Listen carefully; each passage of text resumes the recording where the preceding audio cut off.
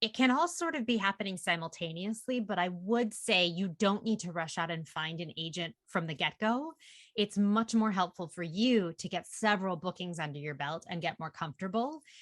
And if you book something really big, it's really nice to go into an agency and be like, hey, I just booked this. Would you like to negotiate this and maybe also represent me? It's a much easier sell because it can be tricky to find an agent Hmm. because there's so many people that want to work in this industry. So anything that's going to set you apart, you're walking in with a job already that they just have to sign on the dotted line and make some money. It's going to be a lot easier for them to be like, yes, we'd love to represent you. Look at you. You're a go-getter. That's going to be a lot easier. And the truth is, you don't need an agent to start. You don't need an agent to book jobs. Yes, you will want to do some footwork to research what are the studios in your area? What are the studios that are casting the types of projects you want to work on?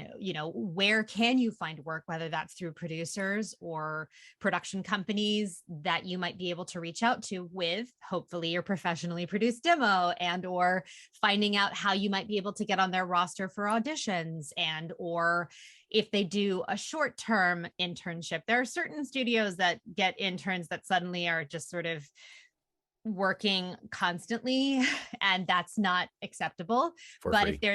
there's a way to do a short form internship where you're learning on the job, like Yuri was talking about, like sitting in on castings and or seeing how it's working with the microphones, and the way the studio runs can be very informational and educational. So yeah, it does take a little bit of research. It does take some cold calls, which can nowadays be emails. But yes, you do have to do a little bit of reaching out, but you don't need an agent to get started at all.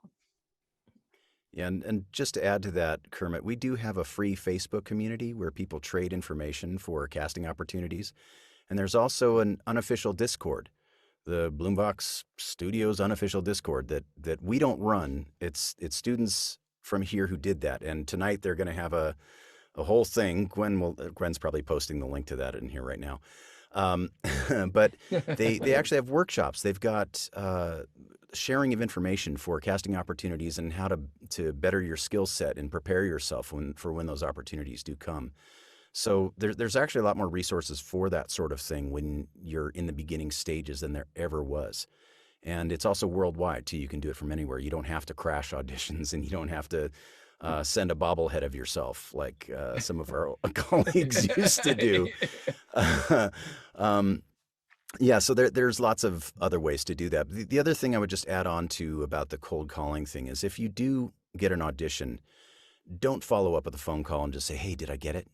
Never, ever, ever do it. You'd be surprised at how many people do. And some people think, and it's a natural thing to think, that you've got to be aggressive in this business and you got to follow up. You're just going to piss them off. You just got to do the audition and let it go. They know how to reach you. And if you get it, great. If not, cool. Move on. You're hopefully on to the next thing. And you're probably working on the next thing anyway. So, and that's at every stage of your career, by the way. Even when you've been doing it for 1,000 years, like all of us have, collectively at this point, Yeah. we do the audition. We let it go. You just have to do that, and don't over exert yourself into their lives, because that's a real bad mark on your Yeah. record, and they'll Nobody likes remember that. that too. Yeah. Yeah.